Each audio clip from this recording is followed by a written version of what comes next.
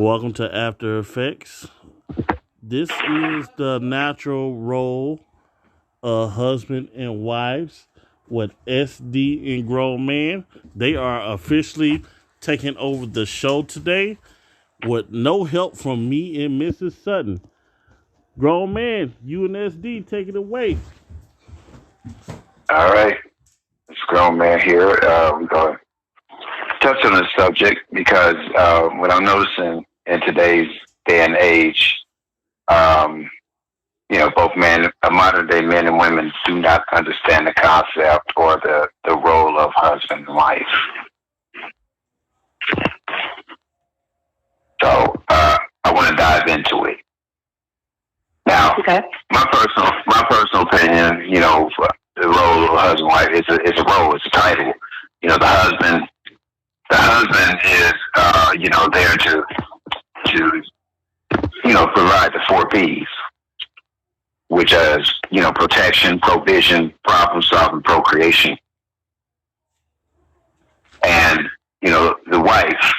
Her role is that the wife to be the husband's backbone, right hand, and I notice a lot of modern day women don't seem to quite grasp that concept. You want to, chime in? Sure.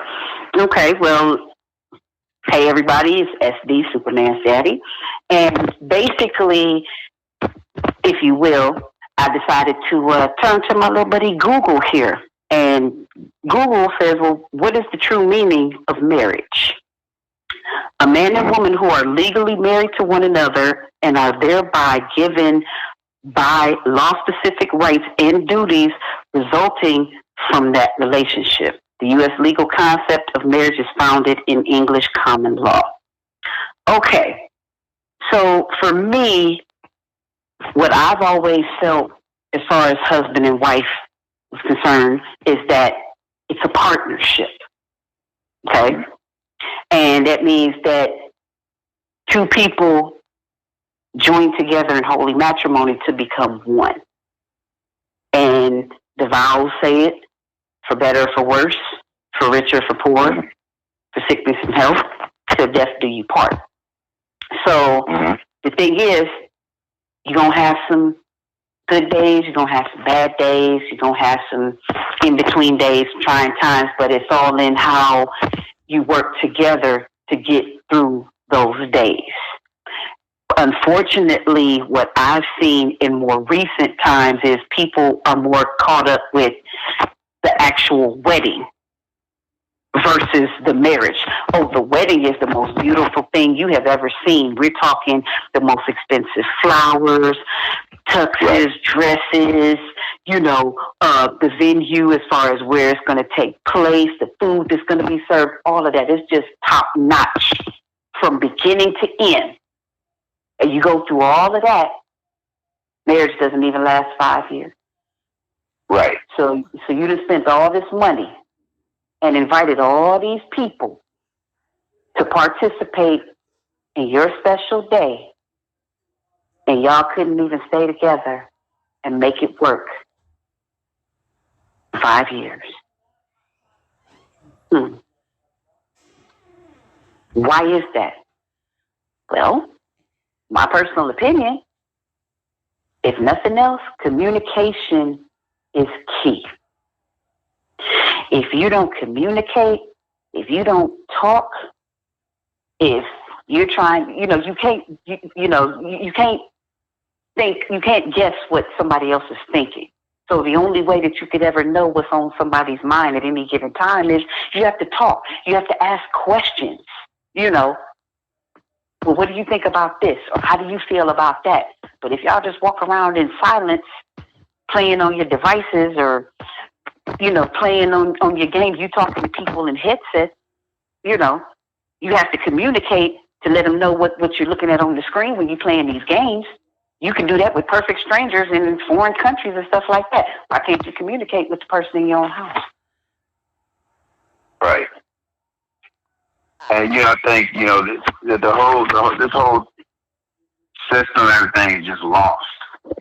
And now, social media, has a strong influence on it. Yes. And then, of course, what you see on TV, because now I'm hearing stories about, it's not worth getting married anymore because in our community, the marriage rate is down and divorce rates are sky high. Why? Because what we do when something goes awry, we just throw the towel in. We don't try to fight. Exactly. And see, to me, the whole thing is you have to be realistic and look at it like this. Okay, first and foremost, what made you decide that you wanted to get married in the first place? Mm-hmm. And remember that marriage, just like working a job, it's hard work. But if you work hard, you'll reap some wonderful benefits. If you don't, right, then that's when things fall apart. Because, okay, look at it. Okay, case in point.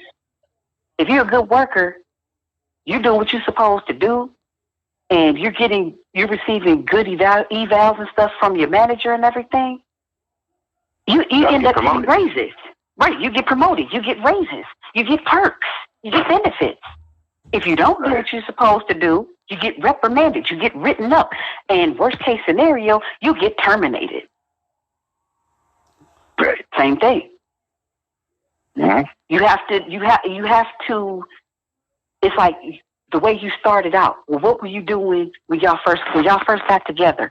What did you do that had you guys just to the point where y'all just couldn't get enough of one another? Y'all couldn't, like the very thought of not being around each other, being gone for a short period of time, like you couldn't get through the work day. It's like y'all talking back and forth, and you can't wait to get home and see each other because y'all have been apart from each other all day.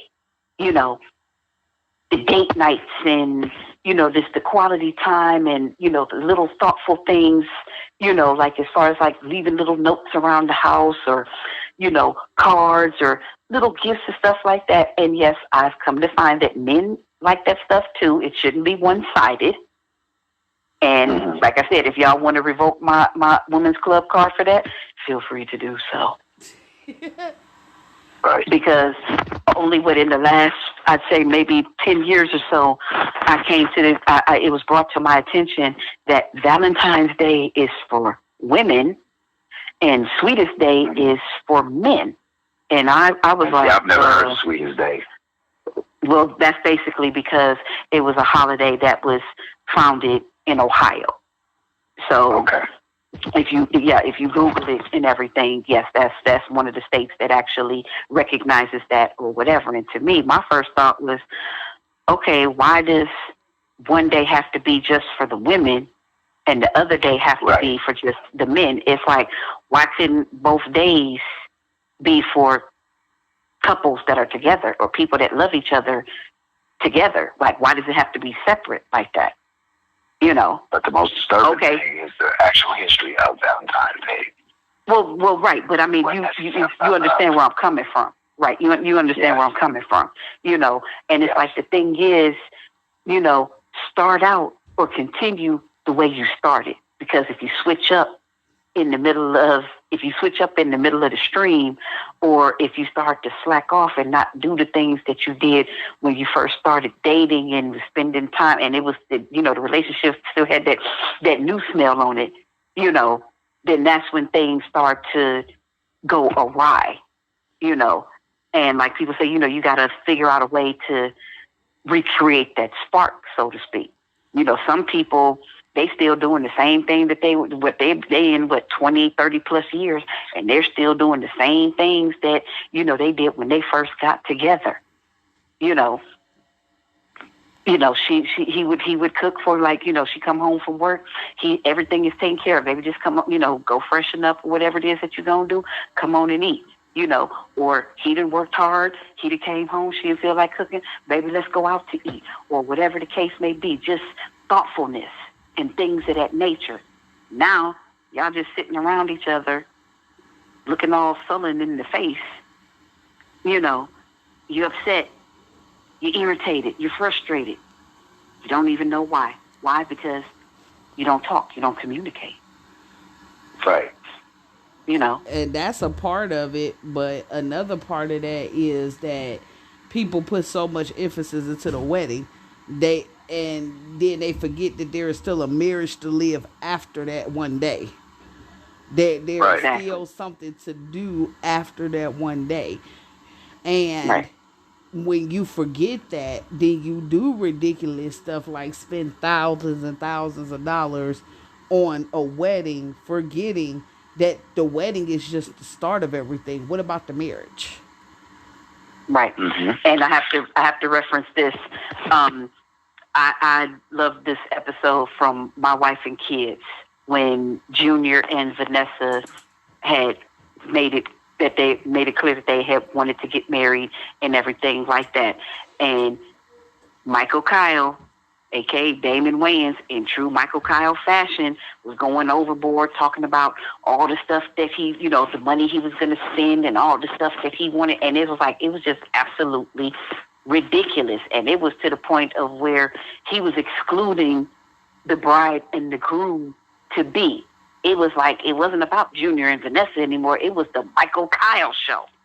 And Vanessa, and she had every right to, but she got upset behind it, and she told Junior about it or whatever. And he was like, well, babe, what do you want me to do? She said, you know what? Maybe there's nothing you can, if you can't figure it out and you can't be a man and step up and tell your father that he needs to back off because this is our wedding and not his, then maybe we don't need to get married. And it's like, he went to his father and he expressed his concerns and everything like that. And he said, well, Junior, I just want you to have the wedding that your mother and I didn't have. So Junior's response to that was, maybe. He said, but we want the wedding that you had so that we could have the marriage that you currently have. And it was like, wow, that made so much sense. Simplicity at its finest. They went to a church. The same pastor that married Michael and Jay married Junior and Vanessa. And it was just the immediate family, and that was it. And it was beautiful. Right. So where does the bridezillas and, all this other foolishness, where does that come in? It's the propaganda. It goes back to the media. Right. I would never marry a bridezilla. Yeah, I would never be a bridezilla, so So what can I say? Like I said, my grandparents would have been married for 50 years back in 1992. But unfortunately, my grandmother passed before their 50th anniversary, which would have been July 1st. But they loved each other and they upheld those vows. And it literally was till death did they part. Mm-hmm. I had never seen two people more in love. And that was something that I always wanted for myself. But it was a thing of, it was about love, honor, and respect. And when I say that they were partners, that's exactly what it was. It wasn't he called the shots and she just, walked behind him with her head held down and everything, or vice versa. They worked together as a team. And it's like, for me, that's the way it should be. They discussed everything. There were no secrets. They made decisions together. If it was something that, they felt possibly kind of like wasn't quite right, then it didn't happen. If they hit a snag or bumped heads, they figured out a way to resolve it. They didn't necessarily have to yell and scream. Now, they would fuss with each other back and forth daily, but that's just the way that they communicated. That was their thing. But as far as vicious war of words and, putting their hands on it, no, that didn't even come into play. It was none of that.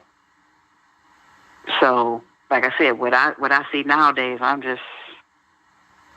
just shake my head like, I'm wow. disgusted. Because it was something I saw the other day, and it was a clip, and a man comes home from a 13-hour shift, and his wife was standing at the countertop eating a slice of pizza, and he complained that, hey, I've been gone all day on this here, and I can't come home to no home cooked meal. And the first thing she said was, why didn't you stop and get you something on the way home? Mm-hmm. And, he was just complaining about it. And she said, the dishes are clean, your clothes are clean. What are you complaining about? And, his gripe was, hey, I worked all day, to make sure, we have what we need. And the least thing you could have done was, have some food on the stove for me. And she went on and said that, I'm not your mother, I'm your wife. Mm-hmm. And she left it at that. Okay, now I was just very disgusted about that. Mm-hmm. Okay. Now, go ahead. I understand that, okay, she may work at home remotely and things like that there. But, she made sure that the kids ate. What happened to, okay, I'm going to cook some food or whatever.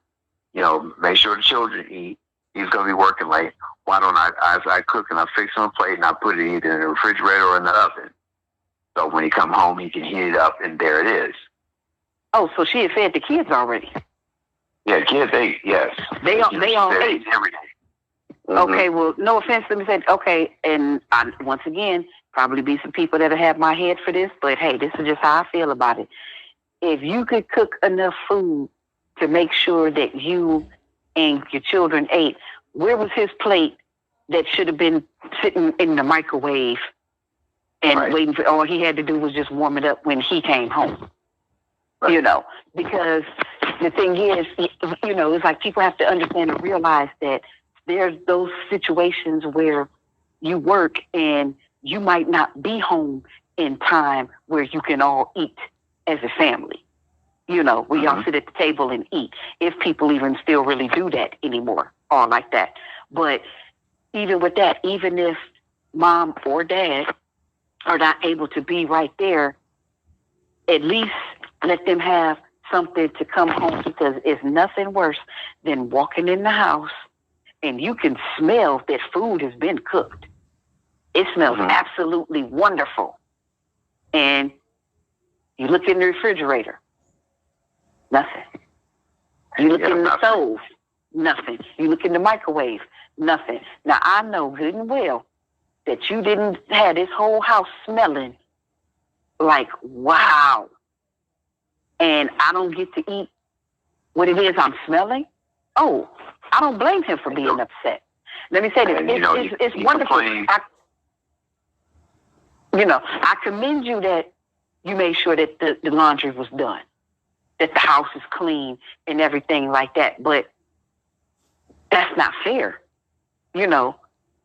because I'm providing, or at least contributing to this situation. And you mean to tell me for my contributions, I can't get a plate of food? Right. Okay. And for her to say, hey, why didn't you stop off and get you something to eat? Shouldn't have to, because, he broke down everything he does as a man. And her response to it was, well, that's what you're supposed to do. And see, once again, here would have been my point of view. Had I been him, or had she said that to me, okay, well, what if the situation were reversed? What if you were the one coming home from work and I'm sitting here, I'm sitting here eating a slice of pizza. The kids been ate, the clothes been washed, the house is clean, all this other stuff or whatever. Would you want to stop off somewhere and get something to eat, knowing that there's food in the house that's ready to be cooked or whatever? And after all, like you said, I've been home all day. See, once you do that, flip the narrative. That's how you get them. That's how you should have. That's how you shut down a lot of people right there. They don't like that. It's like it's perfectly fine when it benefits or it suits them. But then as soon as you put them in the hot seat, or as soon as you flip it around, oh, now it's a whole issue. You know, don't dish it out if you can't take it.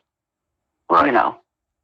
So, and that's one thing I don't like today in marriage is it's like, modern day women expect men to take on those traditional roles. They'll do what they're supposed to do traditionally, but they don't want to do the bare minimum.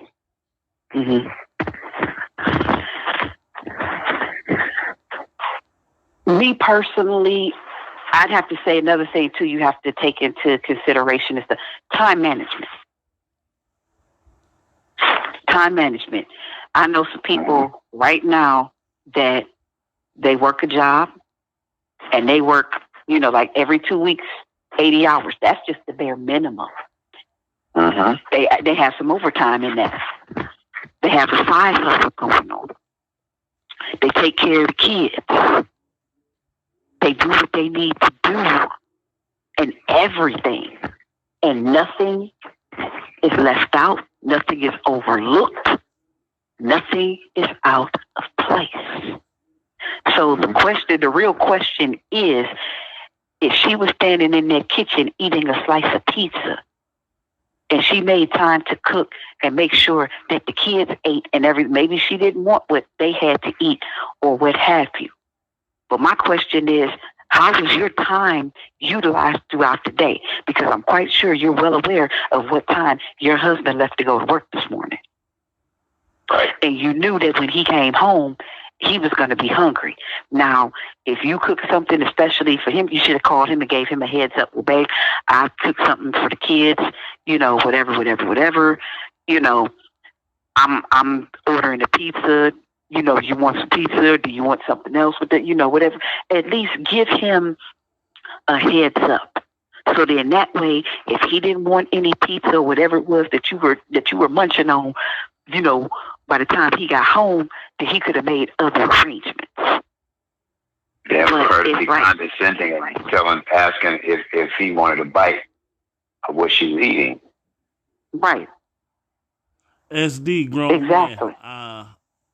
Man, y'all dynamic is crazy. I just stepped back here in the studio for a quick second. I got a question for both of y'all, basically to piggyback off what you just said. Now, here's the question. Let's say they're both out working. They both, let's say roughly they do the same amount of hours. Okay. Let's say she makes more than he does. Okay. Does that give her the right to low grade him in his pay and make him do everything in the house, including taking care of the kids and cooking dinner, when they both work the same amount of hours? And she's able absolutely not. And she's able to do absolutely whatever not. And she's able to do whatever she wants to do with her money, but all his money has to go to taking care of the house. Because I just seen a situation like that on the internet where she makes roughly $15 more than he does, and she said it's his responsibility to pay all the bills, the mortgage, take care of the kids, bathe them, help them with the homework, and cook dinner, and have it ready for her by the time she gets home. And wherever she does and goes with her money is none of his business. How do y'all feel about that? Okay, first of all, a lot of delusion in there. Let me say this. First and foremost, I absolutely disagree with that whole mindset right there, because it all goes back to what I stated earlier.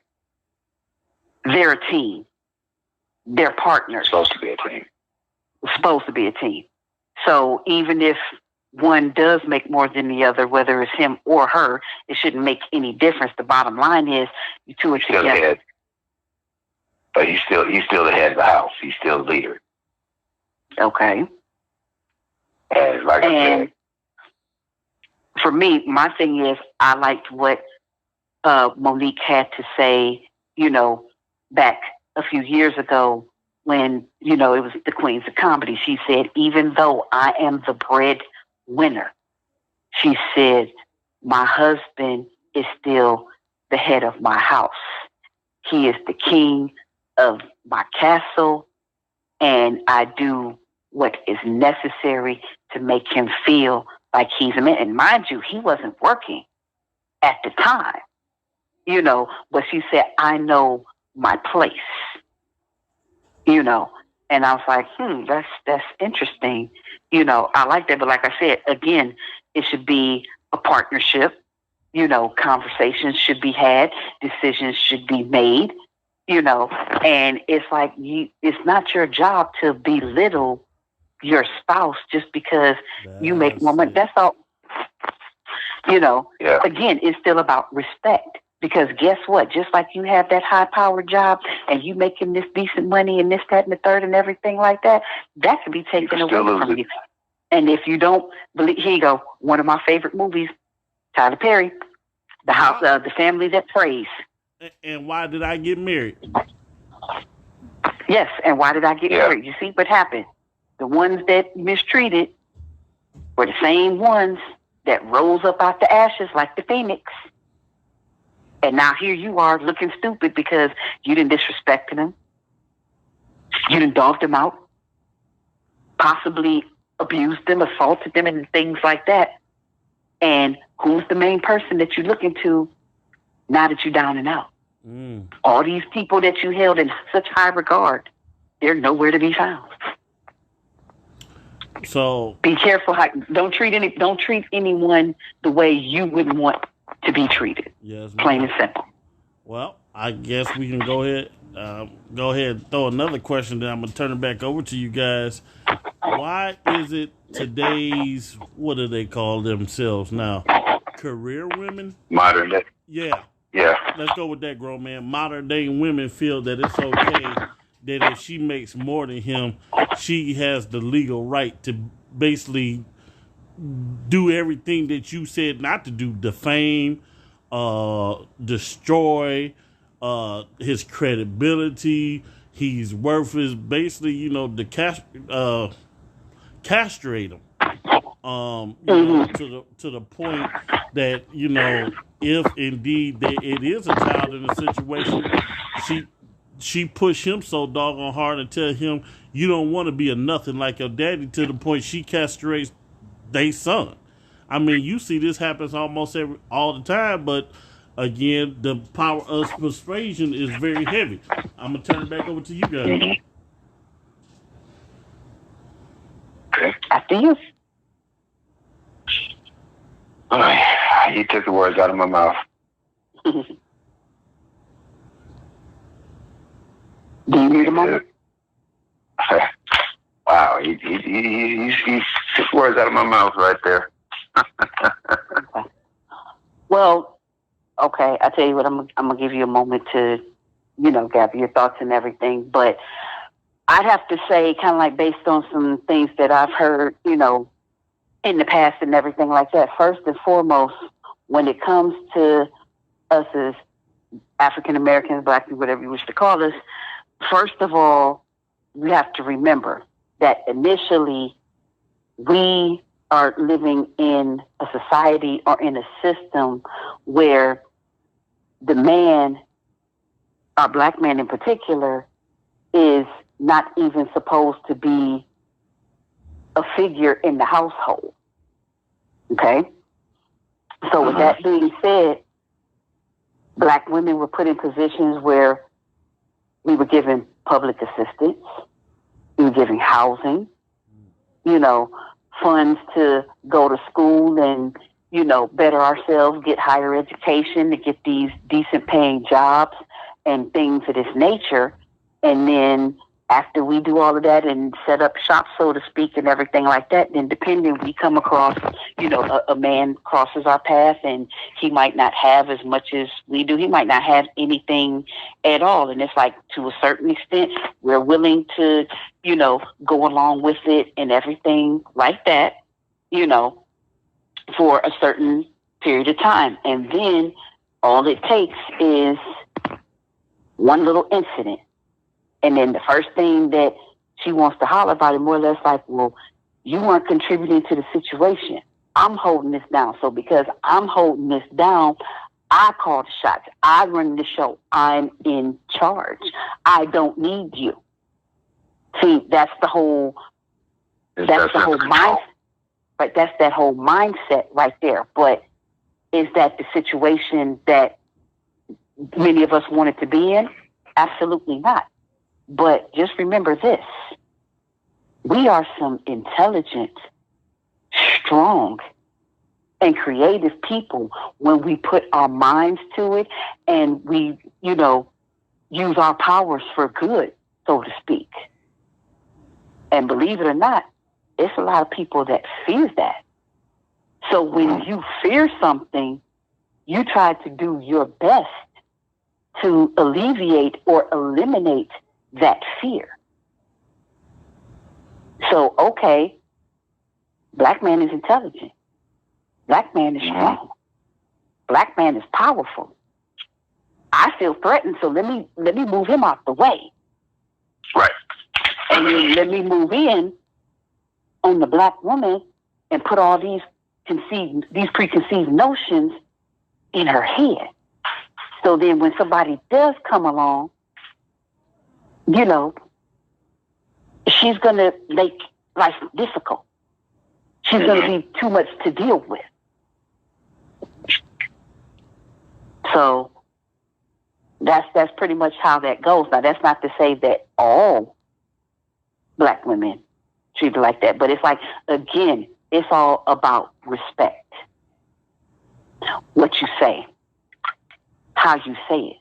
Because like I said, you have some females right now, they already know that they're making more money than their man. She's not about to put him down. She's just so happy that he's doing what he needs to do and handling business. She telling me, babe, don't worry about it. I got this covered. Right. Now you have those men out there that they're going to do what they need to do, to try to match, match her stuff, her status or whatever, because that's just the man in him. If he has to get 2 or 3 jobs or do some side hustles, he's going to do that because, it shouldn't be about competition. No, it should not be about competition. That's the problem. Everybody wants to compete. True, they do want to compete, but then you have some guys that they feel less of a man if they aren't providing as much, or if not more so, than their female counterpart. But that's because that was something that was ingrained in us growing up. As men, we are supposed to be the protective providers. Because for me, I'll just be honest with you. In all honesty, for me, I look at it like it's like there are different situations, different circumstances that come about, and like you can't necessarily do what it is that you would like to do.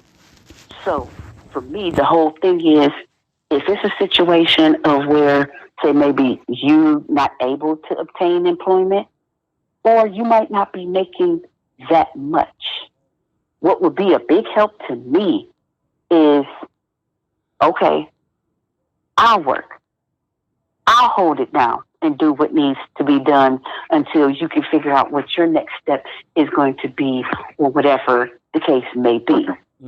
But when I come home from work, I'm not trying to come in the house having to clean up what you done messed up. Right. Man. Or and those you done teamwork. You done teamwork. Or it's like you done said you done made sure that you ate. You good to go. Wow. You ain't thought nothing about me.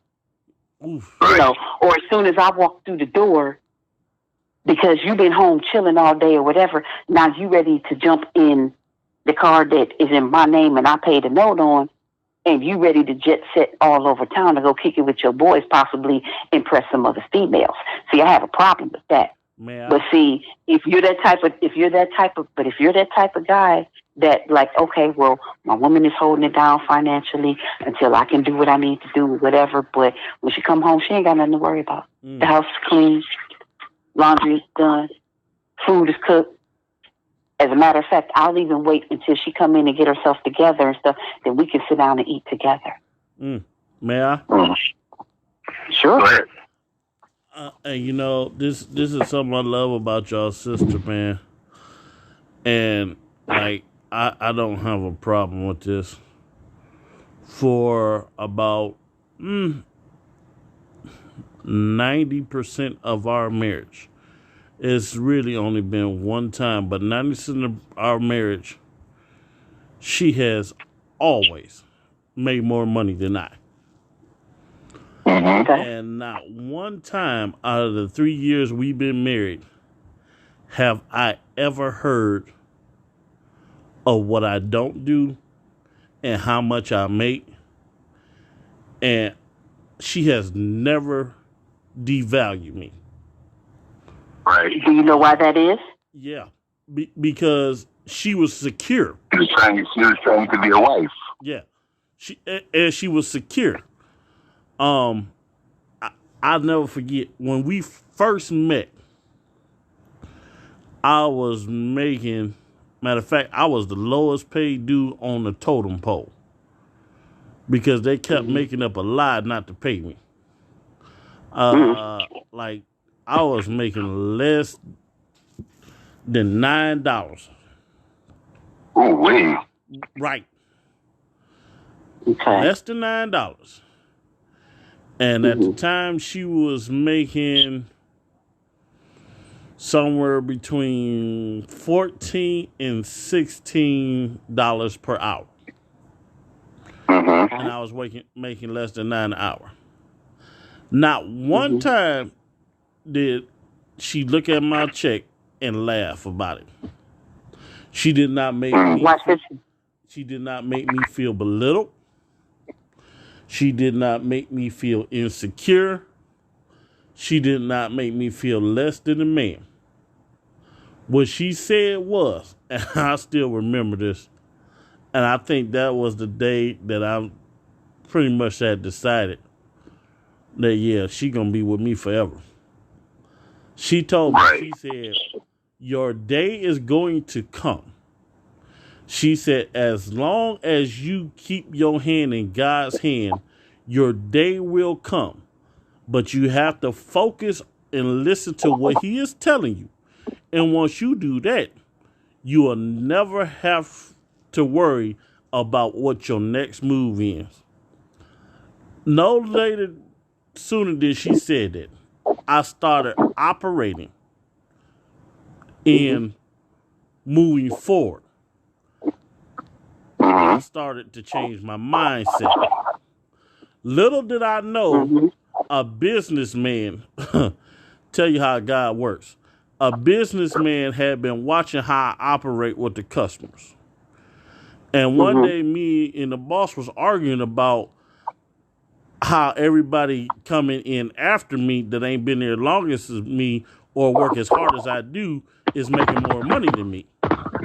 I told him, I said, look, I should be up in the $10 or $11 record. That dude took me. He came up to me. He said, listen. He said, I own a business. He said, you seem like you work really well with people. He said, I got my own business working with special needs, and I work with the Department of Developed Disabilities. He said, I think you'll be a great fit for them. He said, come. Because you're a people person. Yeah. He said, come interview with my wife. And if I already know I like you, and if she like you, it's going to be all set. So I'm like, okay, I'm all, this day, I'll go up and then check it out. I ain't expect nothing, but, just to show where I was. So I went up, interviewed 15 minutes. She had me signing 300 pieces of paper and was like, when you want to start? I'm like, can I have a 2 weeks notice? Like, sure. She said, just so you know, we paying you $10.30 an hour just to start off. The longer you here, the more you'll go up. I'm like, cool. Okay. That set me on the path of a career that I had no idea I was getting ready to journey on. And then, the business was sold, and then I wound up working for another company, walking in the door because I was experienced, making $15 an hour. And now, because I followed the advice of my wife and the woman that he sent me, who wasn't toxic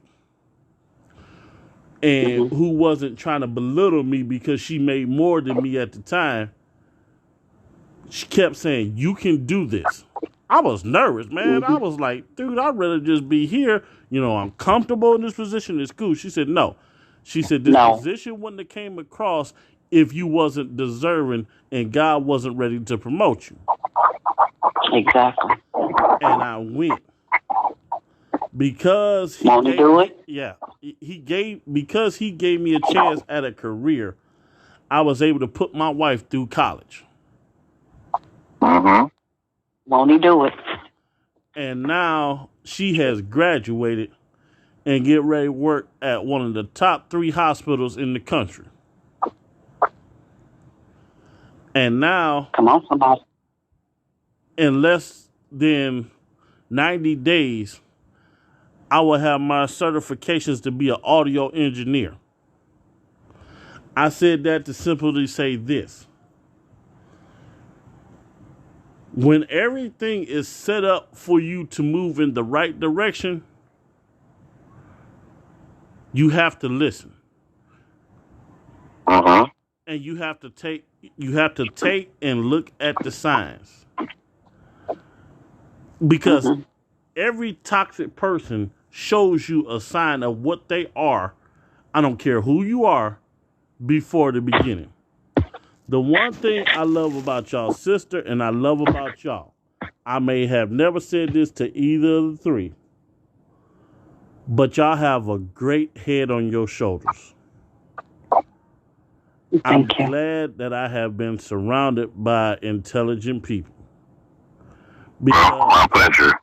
You guys are really, truly an honor and a blessing for me on the simple fact of you're not negative.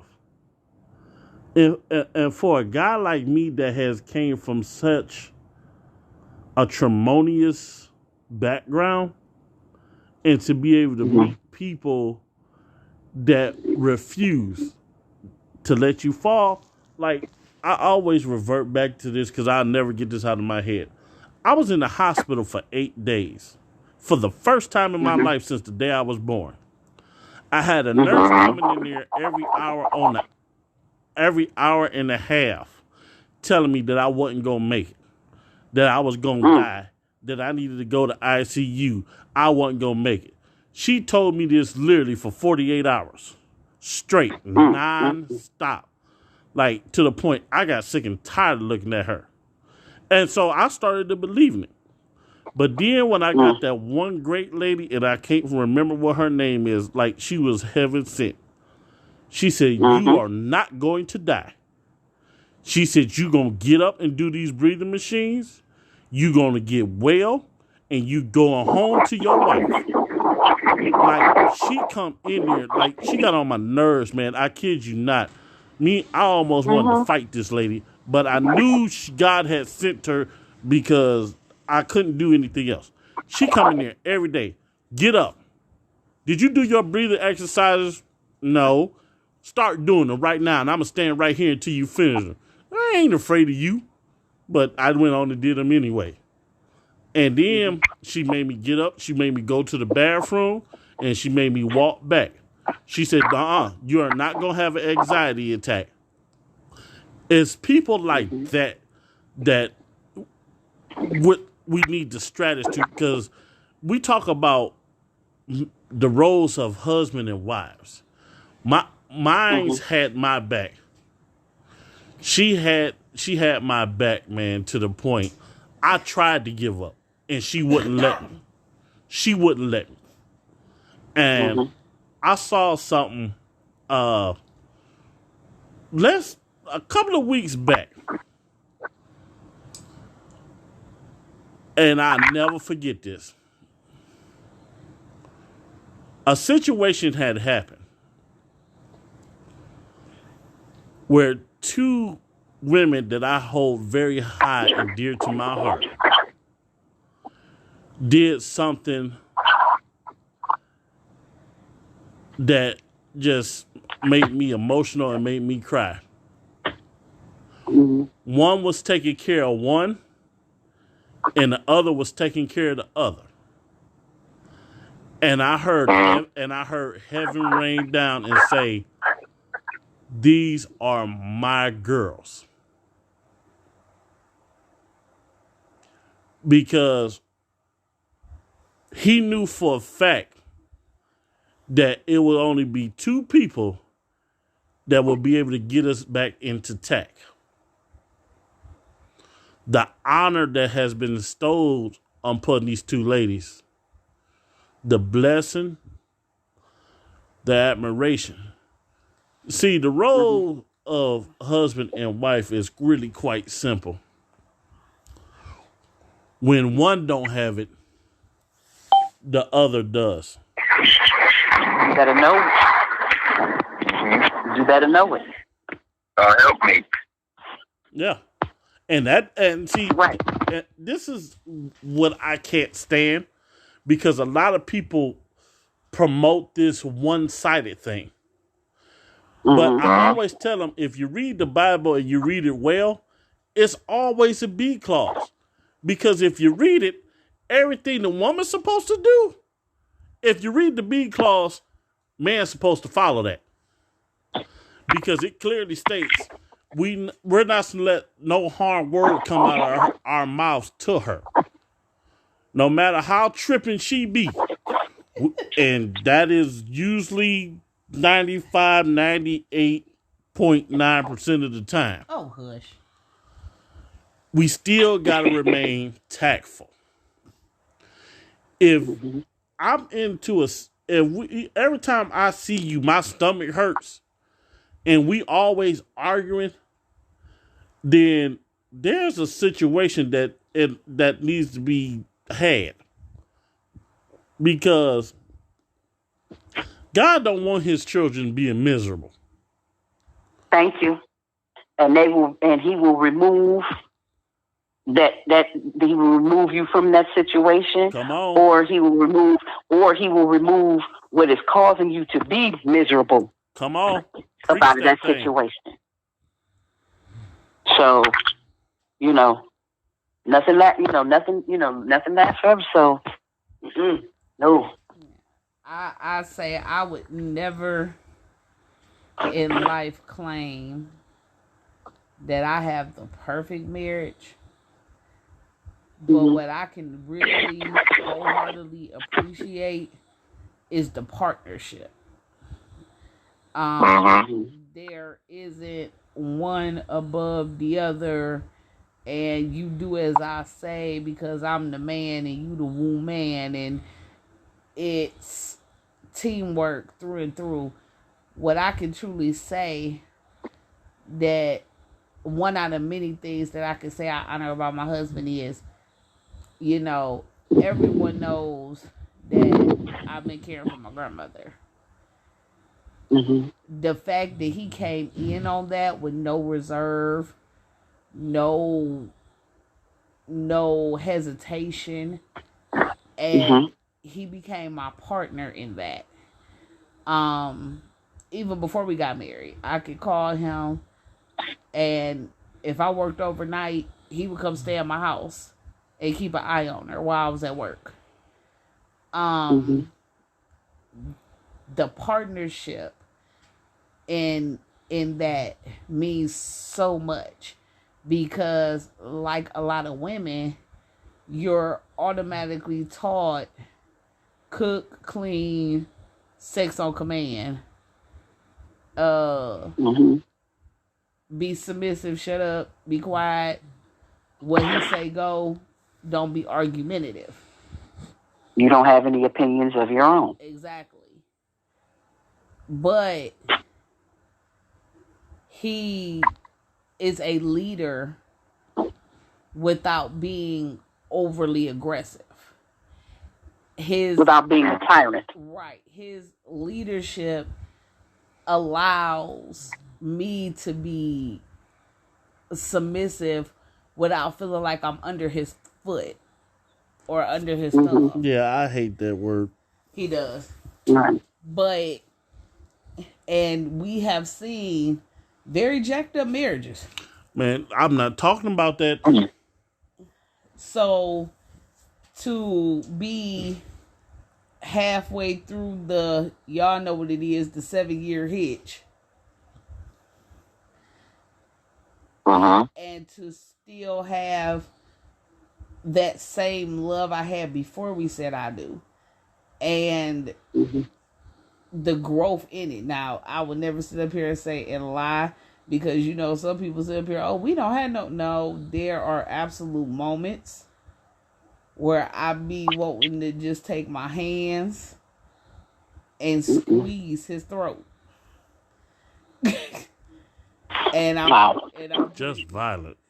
And I know that there are moments for him where he be looking at me like, what in the world is going on? I do, but you want to know why we don't really have problems? Because I can say this, and I don't have no regret. I can say this. If I was standing in front of God and he tell me one reason why I should let you into my kingdom, I can say with 100% accuracy and no second thoughts. Lord, I know I did 99 things wrong, but that woman that you put in my life, I know I loved her. Because you make it easy to love you.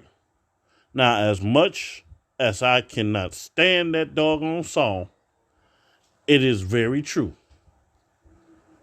You're just, the reason why I love you is I can't put it. And I didn't understand the full effect of it until I almost died last year. And ever since I came home, anybody that come up against you, they have to deal with a side of me that they're not accustomed to. Because you were there. You got that woman, that demon from hell out of my room that kept coming up there telling me I was going to die every hour and a half. That became irritating. I'm pretty sure. To the point, like, well, can I just go now? Because I don't have to keep hearing her. Like, literally, that's the thoughts that going through my head. Between her and the dude I was sharing the room with, I wanted to kill them both, but we're going to leave that alone. Anywho, you was there. I came home. I couldn't do nothing. I couldn't walk. You helped me to the bathroom. You helped me in and out the shower. Bathed me. I couldn't do nothing. I was on the oxygen tank and waking up in the middle of the night crying and screaming because I couldn't breathe. Anxiety attacks. I couldn't walk 2 feet in front of me. But you prayed over me and prayed. And I can walk now. I can bathe myself. I can use the bathroom by myself now. Amen and hallelujah. But see, it goes back to... She still want to bathe me. That's cool, though. I take my sponge baths, but, that's whatever. But the thing is, see, it goes back to those vows. For better, for worse. For richer, for poor. Till death do us part. Yep. That was a hard part right there. You know, that was a hard part right there. Yeah. But y'all came through it. Yep. And you came through it what? Together. Yep. Because man, listen, it hurted me. Because I knew she was going home crying. I felt it. And, you know, SD, take yourself out of this. Oh, grown man, take yourself out of this. But the people that were supposed to be there, you know, since everybody want to talk about how we blood related. Who was there for my wife when I was laying up in the hospital bed, not knowing if I was going to live to see the next second or not? Nobody. Not one person. Not one. There are plenty hotels around where I live at. You never lied about that. About, man, listen, let's see this. 1, 2, 3, 4, at least 5 or 6 just in walking distance from my house. Mm-hmm. And you mean to tell me could nobody come down here and just say, whatever you need? It ain't always about money. It's whatever you need. But see, here's the thing you have to remember. The people that you're referencing and everything like that. Remember, misery loves company. Yeah. Okay? Misery loves company. So even though you were not feeling well and you know that she was tired, holding the situation down and everything like that, when all is said and done, you two, your love shows through. Right. Okay? Okay, I'm going to have to take this call right quick. Okay. You see, your love shows through, and when people don't have that kind of happiness and everything in their life, you can't expect to receive that support. That's what that's about. You know, you weren't home. Nope. She needed help. Right. They weren't about to do that because as far as they were concerned, you abandoned them. Yeah. So because you abandoned them and moved on to live your life and be on your grown man and do what you needed to do, that upset their spirits. Mm-hmm. So while they probably said, well, if you need me, just call or this, that, and the third, that sounds nice. But everybody knows that actions speak louder than words. Yeah. I can tell you all day, every day. Oh, if you need me, you got just call, and I'm gonna be right there, whatever. But then you call, I don't answer. You call. Your phone number has it's always disconnected. No. You call, and I'm giving you 50 million one reasons why I can't make it. See, that's what that's all about. Yep. My whole thing in a nutshell was I personally didn't care.